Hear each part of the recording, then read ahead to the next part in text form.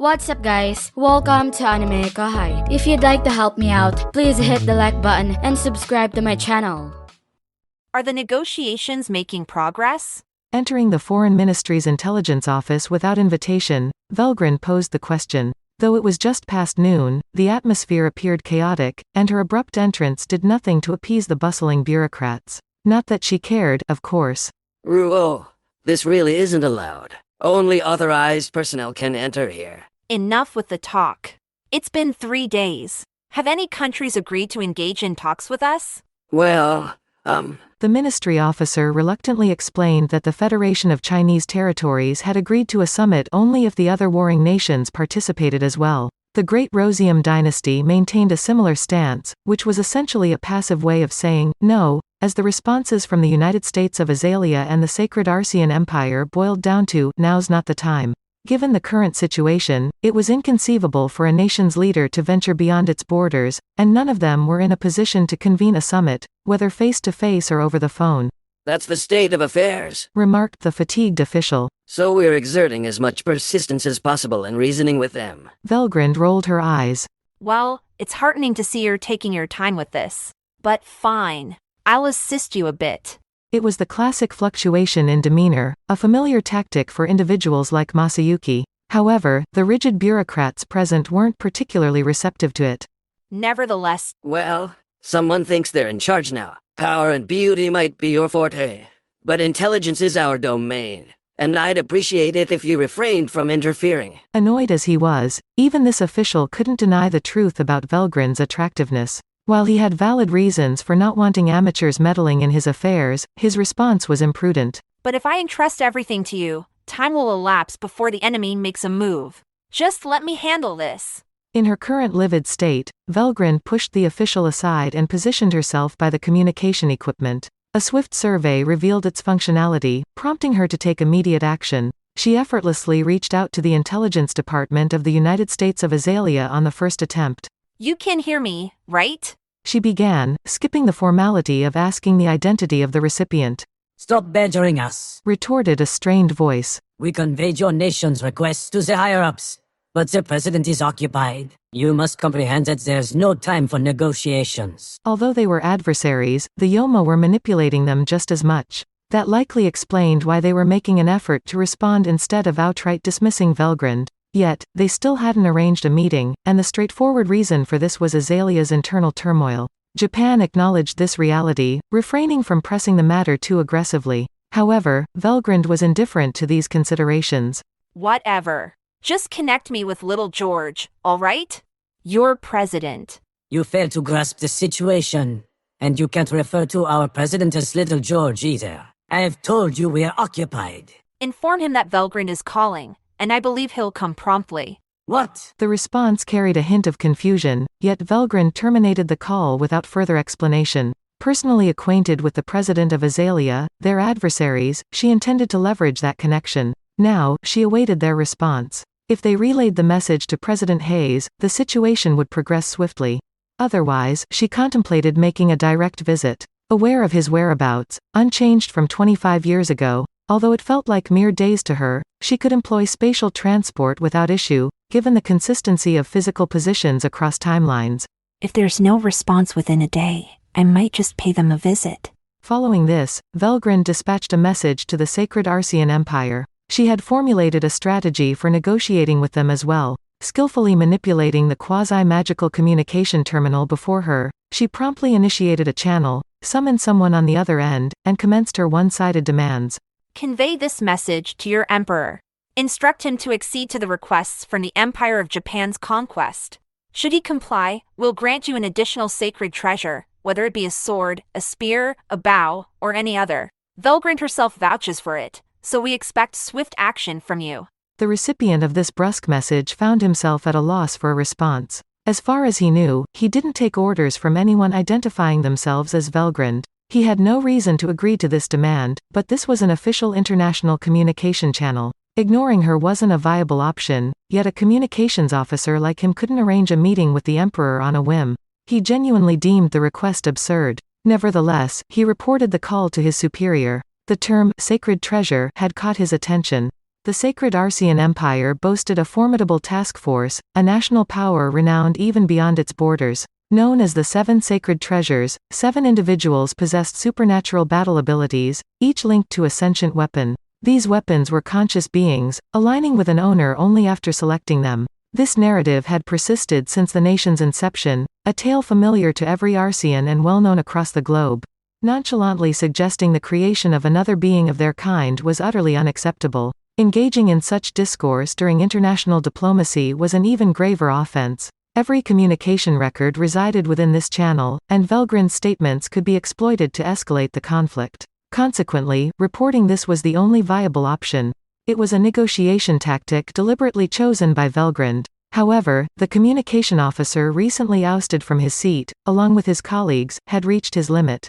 What are you doing? I might reluctantly accept what you did with Azalea, maybe, but at least I could paint all of that on you alone. But there's no way we can distance ourselves from what you disclosed to the Arcians. Yeah, and how deceitful to use a false name like that. They'll uncover the truth soon. This is going to be a major issue. While it certainly didn't appear as a false name to Velgrynd, to those unfamiliar with her, it likely sounded like an attempt to deceive other nations. Despite their misunderstanding, she had no inclination to clarify, dismissing their protests as futile. Complaining at this juncture served no purpose. The onus was on the other parties to respond.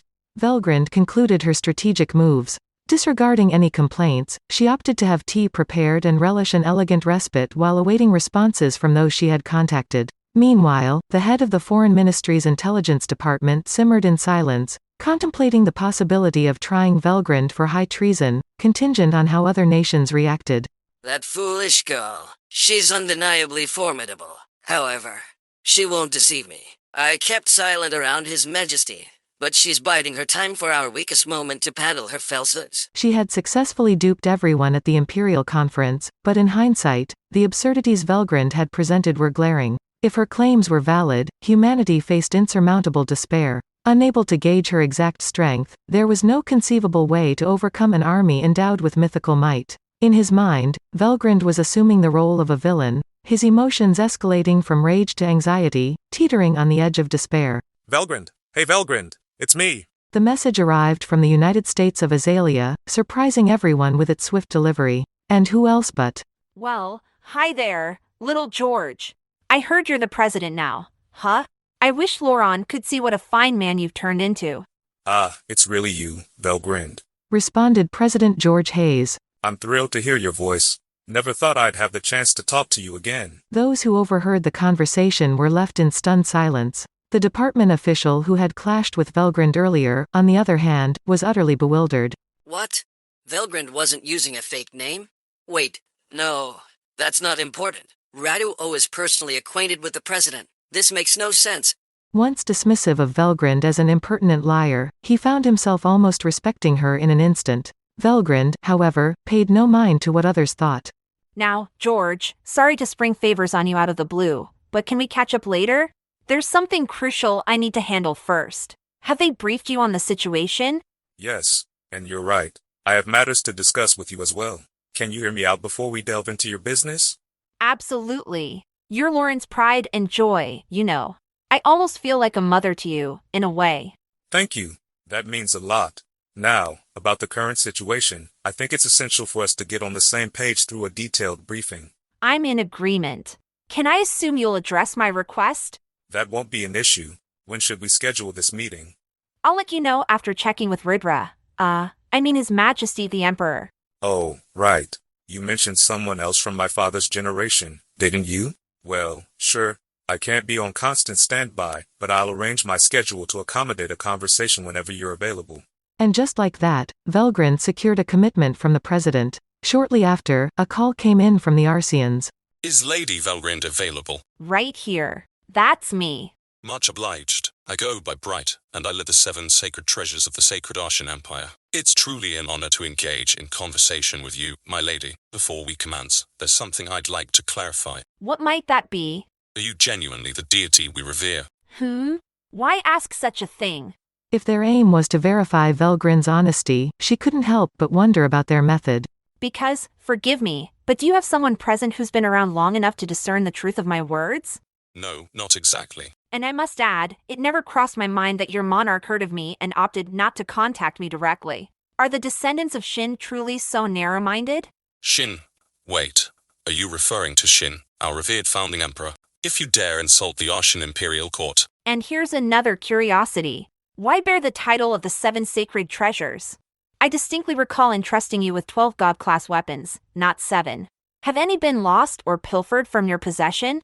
I can hardly fathom that you lack 12 individuals deserving of those treasures. That's not the case, is it?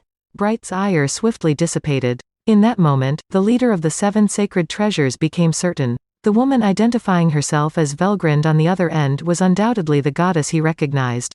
I remember my mantle recounting the existence of 12 treasures. It's an authentic tale, orally transmitted through generations. If she knows this, she must be genuine. Indeed, there had been 12 sacred treasures. The imperial authorities, deeming it necessary to safeguard their arsenal for dire circumstances, declared only 7 publicly known. Yet, it didn't imply that there were a dozen individuals possessing them all. Presently, as Velgrynd had correctly deduced, the count was merely 8. Over the sacred Arcian Empire's 4,000-year history, 3 sacred treasures had been lost. 1 was seized by a turncoat, and 2 vanished when their owners ventured into battle, never to return. Consequently, the Arcians currently possessed only 9 treasures. 1 was kept in secrecy, held by the Emperor's personal guardian and aide, while another remained ownerless, housed in the National Archives as an imperial relic. Bright felt a disquieting unease as Velgrynd discerned the truth in this manner. However, it wasn't solely that which persuaded him. Merely hearing her voice filled him with profound reverence. The potent force behind her words confirmed her authenticity, that constituted the major factor. Therefore, irrespective of what Velgrynd intended to convey, Bright inclined his head toward the communication device he employed. The fact that she couldn't witness this act was inconsequential. It stemmed from his respect for Velgrynd. I extend my sincere apologies, my divine one. I shall promptly convey your stipulations to the Arcian Emperor. Oh, will you? Well, no more dilly-dallying, then, understood? Get a move on. Yes, my lord. Velgrynd hadn't concluded her grievances, yet she temporarily pardoned Bright. Her objectives were accomplished. Now, she had 2 nations complying with her wishes. That's it for this video, guys. Thank you for always watching my videos and supporting my channel.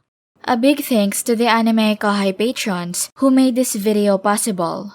Jared Bressler, Chad Vota, Chris Guzman, Havox, Speed Saber, Curtis Loban, Judah Herrera, Justa Guy, Miss L.W. Hernandez, Zach Rossan, Jarius Ladek, Stone Larone, Ray Perez, Jason Martin, Donald Williams, Moab A, Day of Light, John M, John Charles, Godman Gaming, Markithian Tidwell, Adrian, Kumo, Sankes Chelu, T. Bush, John L, Edgar Fuentes, JV, Dirty Old Hobo, Thomas, Jay, Christ, Juan Ignacio, Joshua Cousins, Jose Hernandez, Vethelny, Lunel Scarlett, Khaled, Christian Deshazer, Cal Robs, Divine C. Harris, Panda Cats, DeAndre Nance, Monty Boy 98, D-Man, Ruben, Yuki Iki, Gray, Chris Jr., Isaac, Koala King 93, Paul DeGrassi, Little 95, Quilly Buckner, Zephyros, Alver, Normal Defate, Joshua Andrade, L, Gary Miles, Dragon Spawn 666,